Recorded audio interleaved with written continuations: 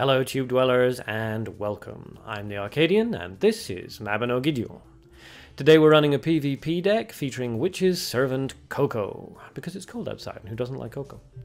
As you can see, he's a pretty powerful card. While you have 4 or more cards in your grave, you can't reduce Coco's health below 1, and he will discard 1 creature, mark that creature, from every deck, yours and your opponent's, every turn, making him quite a formidable presence. However, he does still have the standard weaknesses to betrayal, capture, transformation cards, anything like that, so be aware. If you would like to copy this deck into your game, then here is the share code up in the top right hand corner. So let's move on. We'll be doing the friendly arenas rather than the PvP arenas, because PvP arena would take an hour to do them properly, and a platinum you should be counterpicking anyway. You should always be running 3 decks. Nevertheless, all of the tactics, strategies, cards, and so on and so forth that are used in these videos can be used in the PvP arena. They have been designed for the PvP arena and have been tested in there. Alright, Ash Roxy's second Dan. Okay, so somebody's been practicing in the Master Arena. Nice. Magicians and summoners, the duel will Oh, I said start practicing. now. Practicing. Should playing on. Anyway, it doesn't matter. Alright, so let's start out with a hidden spider. We drop that because I don't want to play the card appraiser while she has access to Holy Missile. So we'll drop the hidden spider. Okay, she's dropped either a hidden spider or an ambush vine. Let's see. We can lure out whatever it is by dropping an elf. She has no darkness. And it was an ambush vine, which is fine. She has no darkness, so we don't need to be worried about heavy offering. And the ambush vine can't kill the elf. So we're actually okay with that. We don't mind that the elf was paralyzed. It's not a big deal. Ooh, hunt. So she spent 1 resource to cast the ambush vine, and then she spent 2 resources to cast hunt.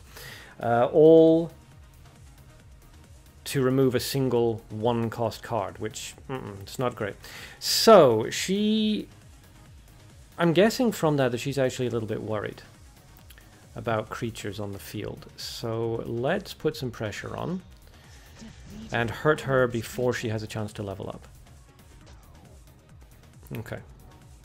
Now she can either level up and then take more damage from the hidden spider, or she can play a card. We're not worried about that. We're going to level up. Now, if she doesn't play anything else and levels up herself, which I think she's going to do, we can simply heavy offering and remove the elephant. Now, that's not going to be a perfect resource trade because she'll have spent 1 on the elephant. We'll be spending 2 on the heavy offering, I think. Level 2? Yeah, I'm right. Oh, and of course, actually that was kind of silly of me. Nevertheless, so what have we got? 1, 2, 3, 4, 5, 6, 7, 8, 9. So yeah, I need to play 2 creatures. All right. No, I don't know what I was talking about. I was being stupid. No big deal. We can pretty much ignore the elephant for the moment then. We can output significantly more damage than she can. So let's drop the Hyena King. Another ambush vine. Yeah, of course, because it's dead now. But yeah, that's not a big problem. Because 1, 2, 3, 4, 5, 6, 7. Now we can kill the elephant with the heavy offering, and then the summoned Calamus will prevent her from playing any creatures and will kill her ambush vine, meaning that our Hyena King is back to having a straight shot. Surprise attack again. Okay, again overcommitting on the resources, plus it just summons a hidden spider right back out onto the field, which she kills with the magic missile. Okay, so she's way overcommitting on the resources to remove my creatures. I have to assume from that, given that she's second down and obviously knows what she's doing, I have to assume from that that there's a very good reason she doesn't want our creatures out onto the field. That being the case, we're going to play Lorna in the middle because it doesn't matter. Calamus is about to disappear anyway, and that opens it up opens up the possibility for us to use a command hunting if necessary next turn. Another hunt, which is just going to summon the spider. Oh no, because of the grave cost, the spider's not coming back out just yet. But again, hunt. Alright, alright. We have a lot of cards in our grave now, and she is really heavy on the damage-based removal spells. So, what we're going to do is we're going to drop the Witch's Servant, again in the middle, just to free up the, well, to allow us to activate the command hunting if we need it. Now, okay, that's fine. We've just discarded another creature, and she's discarded the creature as well. She's dropped a counter spell, maybe?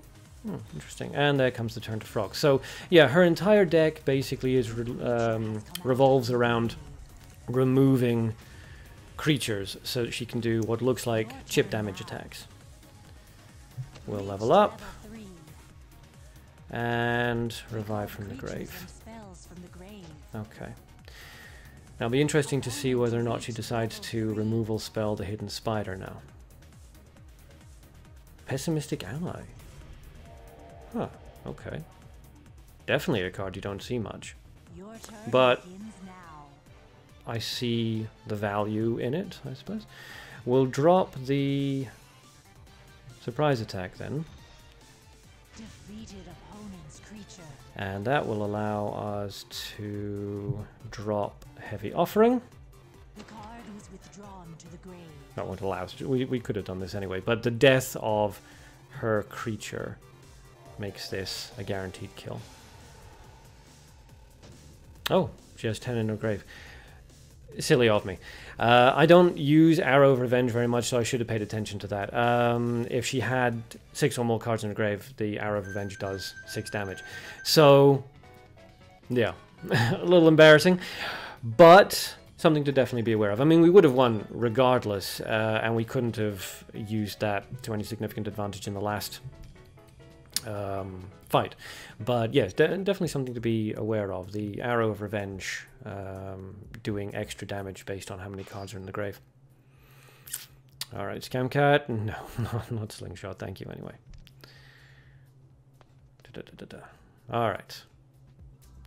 So, a decent first start. Now that was against a control deck based around removal and chip damage.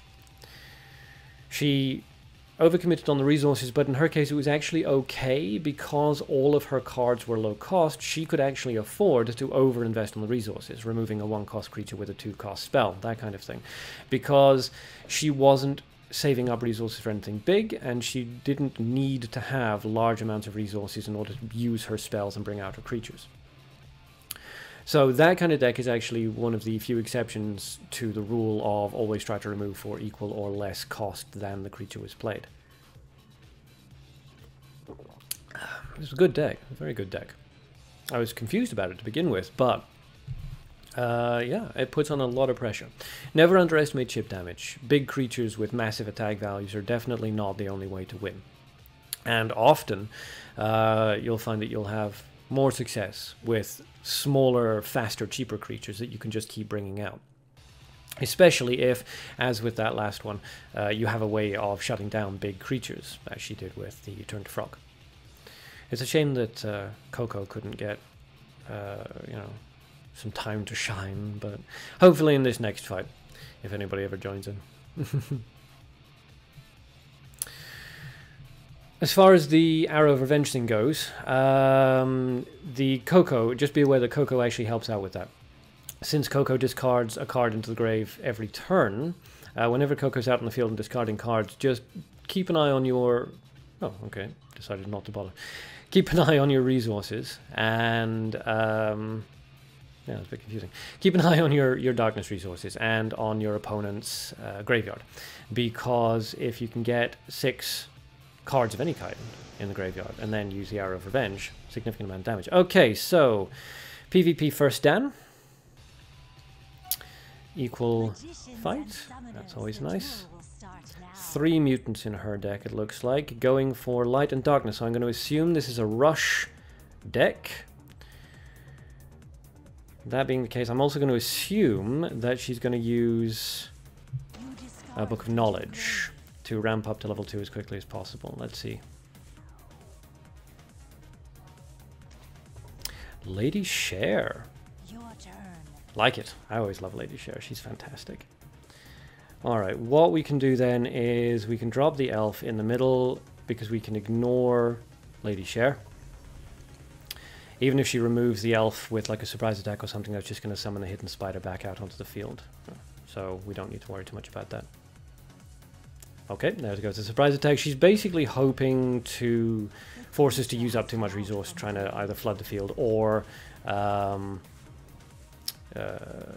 leave her alone so that Cher can transform. But we're not going to do that. Now, she used up surprise attack. If she has surprise attack, there's a fair chance that she doesn't have Holy Missile. So the question is, do we want to use Card Appraiser? Probably not. Let's not be weird about this. Let's just drop Lorna in the middle. That way we have 2 creatures out into the field. If she kills a hidden spider, then it'll just resurrect itself right back out of the grave. Wow! Seriously? Okay. Unlucky number. Hidden spider just comes right back out again, so it's no big deal, but wow, lucky number. Very cool. Very cool. Nobody uses that spell. Well, I say nobody uses that spell. It's a vast exaggeration. It's not a popular spell to use. So, yeah, interesting. Very, very interesting. Alright. I think we'll bring out Coco. Alright. And it is at the end of the turn, isn't it? Yes. So we will... We're going to discard a card. I just have to decide which one we're going to discard. Let's drop the Holy Missile.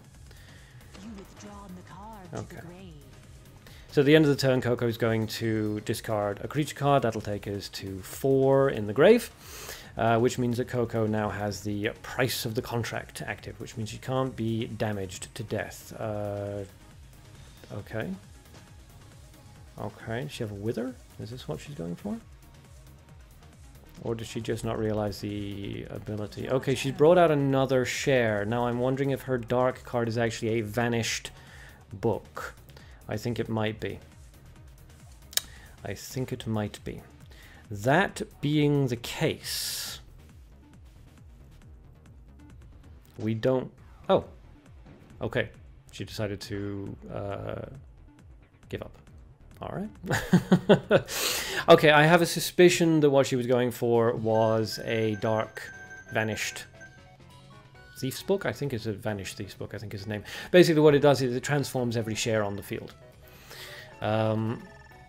Or perhaps she was going for a dark Icy Spear or something like that. Maybe she was hoping to just wipe my field so I couldn't play any creatures, but...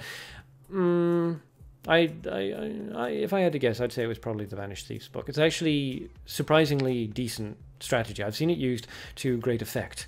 I'd use it myself if only I had the card. Okay, so quite a short second fight, but it shows how to deal with that kind of thing. Cher is an incredibly powerful card, and it's really, really useful in tempo decks. That is, decks that direct the flow and the pace of the battle. The idea is that ideally, you will take your opponent up to where he's just about to level up, but you are already level 2. And then you play Lady Cher. Now at that point, your opponent can choose to either counteract the Lady Cher, kill it, or play a creature or something like that at the cost of leveling up, or, oops, nothing, or he can just ignore the Lady Cher, level up so that he has more actions the following turn, but that allows Lady Cher to transform. So your opponent is put into a very awkward position. That's not the only way to use Lady Cher, but it is by far the most optimal / enjoyable way to use her. Basically, you put your opponent into a no-win situation. So in those situations where you feel that's about to happen, or when that does happen and they play a Lady Cher really early on, that's basically how you deal with it. Use the hidden spider, play down creatures, just make sure that you always have something on the board, and don't bother about focusing down the Cher. She is completely useless unless she transforms. So while she's sitting on the field, preventing the opponent from playing any cards where she's sitting, you can just play a creature card somewhere else and just keep hammering away at the hit points. Anyway, I didn't mean to get off on a tangent, but I just really love Lady Cher, one of my favorite cards, although... I don't think I've made a video with her yet. Maybe next week. So, the Witch's Servant Coco deck. Now, as you saw there, Witch's Servant Coco didn't really serve a how do I put this? Let's say she. She didn't really serve any force purpose. She didn't really deal any damage. She didn't really hit the opponent and take their hit points off. Now, she can. Absolutely she can. As you can see here, up at level 3, her attack value is 10. That is by no means insignificant. It's very, very powerful. However, what Coco is most useful for, surprisingly, is utility and psychological pressure. If you play Coco down and Coco just starts discarding enemy cards, enemy creature cards, that can really mess up your opponent. Especially since it can't be removed with direct damage. You know, even if she manages to get a creature out onto the field and blocks Coco, it's not going to help, provided you have enough cards in your graveyard.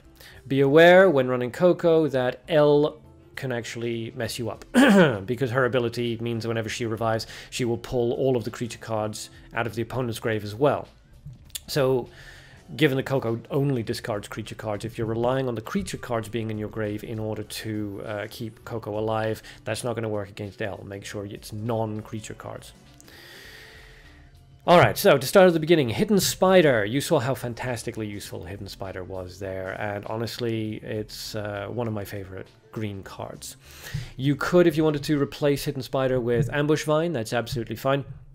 I find that the Hidden Spider has a little bit more value, simply because there's a lot of cards in this deck that are your opponents are going to attempt to remove with spells.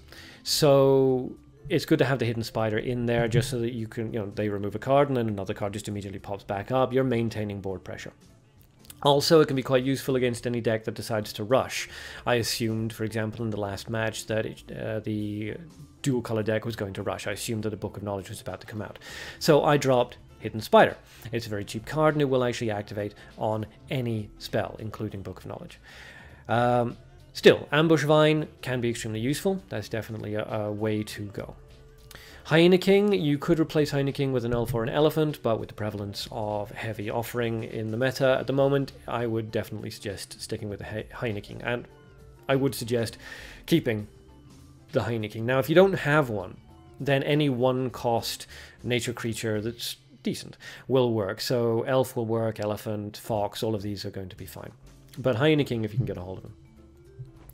The Light Elf, I've put him in there because he can be extremely useful, not for first turn play, but if your opponent has played a creature, then you're perfectly safe to play Elf. If there are other creatures on the field, you can play Elf. And if it's level 2 or 3, again, you can play Elf. He has a phenomenal amount of hit points, honestly, at all levels. He has a phenomenal amount of hit points at all levels. 9, 12, and 15. So you can't remove him for anything equal to or less than his cost. It makes him very valuable. If you don't have a light elf, they are fairly rare, then a flying sword would work. Citizen +1 would work. A citizen itself would work if you were really in a pinch, although the +1 is significantly better. Holy Missile, 1 cost removal spell, absolutely keep a hold of that. You could theoretically replace it with Holy Stake. I wouldn't advise that. It's not as good as Holy Missile in most situations. So keep it. Arrow of Revenge, very useful. As you saw in that last match, it enabled us to win the fight. It got an instant kill on the enemy, but even if it hadn't, it would have weakened them enough for the ambush spider, not the ambush, but the hidden spider, to land the finishing blow. Without the Arrow of Revenge, that first fight would have been significantly more troublesome. So I would definitely advise keeping it. If you don't like that sort of thing, if you're not a big fan of attempting to... I keep hitting this thing. I'm using a new pop filter. I keep whacking my hand off it. Yeah. Yes, if you don't want to use Arrow of Revenge because you're not interested in counting cards in the grave and whatnot, then you could replace the Arrow of Revenge with a skeleton. That would be fine. Heavy Offering appears in basically every single deck that I ever run. Keep it. If you don't have Heavy Offering, then you could again replace that with a skeleton. But if you have Heavy Offering, keep it in. It's just incredibly useful at all levels. Cocoon of Evolution, we don't have Capture in this deck, so Cocoon of Evolution is our way of shutting down the big nasty creatures, the Scathachs, the Doom Machines, all this sort of thing. Anything that can conceivably cause problems, and again, you could use it on another Witch's Servant Coco, anything like that. So if you're going to replace Cocoon of Evolution, you kind of have to replace it with a capture, but I don't advise doing that. This deck is quite resource heavy. You do spend a lot of resources. It's not defensive. So you can't just play some creature cards down and then get a couple of turns for breathing room to charge up your resources. It doesn't work that way. You are going to have to play hard and aggressive with this deck. Cocoon of Evolution in that case is better than capture.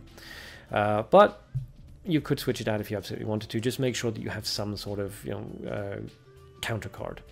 Cocoon of Evolution, Cocoon Trap would work as well, or Capture if you really, really wanted it. Command Hunting, an excellent 2-cost removal spell, and since we've got a lot of really low-cost creatures, it's quite easy to always have one in the middle of the field. If you don't want to use Command Hunting, then a normal hunt will also do absolutely fine. But Command Hunting is useful for those situations where, the enemy's got 2 creatures right next to each other, the hunt wouldn't do anything, Command Hunting just snipes them. Lorna, she's phenomenally useful for this deck for a number of reasons, honestly, but the main one is because of Coco's ability. Coco's thing of constantly discarding creature cards into your grave can be slightly problematic, but not for Lorna. As you can see from her ability, she doesn't have any grave cost. She will always cost 2, 3, and 4. There is no way of increasing her grave cost without using a spell on her that possibly would work, like a grave pressure kind of thing, but seal the grave rather. But yeah, that never happened, so it's not really a problem. So Lorna's very useful. She can go into the grave and then she can come right back out again, and her cost will not keep exponentially rising.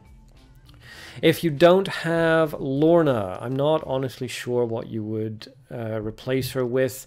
Seriously, she's just so good with this deck.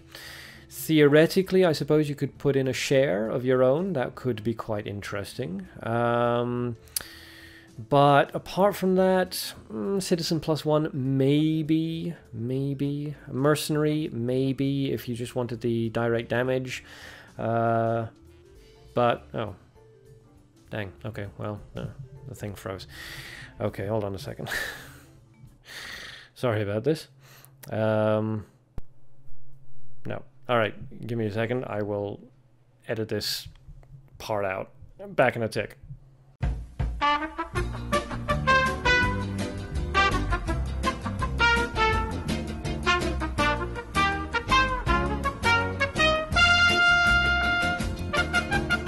And we're back. Okay, what was I saying? Yes, there's a number of substitutions for Lorna, but if you have her, keep her. Surprise attack, basic 2-cost removal spell. Always have a surprise attack in there, no reason not to. Card Appraiser. Now, this is a bit of a rare card, I'm aware. You could replace the Card Appraiser with... well, you could replace it with the lucky, unlucky number card, since that worked out so well against us in one of those fights. That would work. Drag to Hell, possibly. I'm not a big fan of that because it can actually kill Coco, and that's not a great thing to happen. A Dark Lady Share possibly would also work out fine. Basically, what you're looking for is something that can provide some form of utility or a significant amount of board pressure. Try not to go for anything too costly, because you want all of your darkness cards to cost 2 or less. Ideally, because you really want to bring out Coco. Coco is the big card in the deck.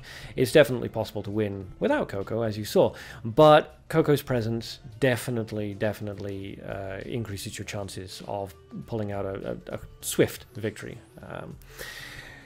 So if you're going to replace Card Appraiser, then just make sure it's ideally for nothing more than 2, 3 at an absolute stretch. And then Witch's Servant Coco. Again, card around which the deck is built. You can't really replace it without redesigning the entire deck itself.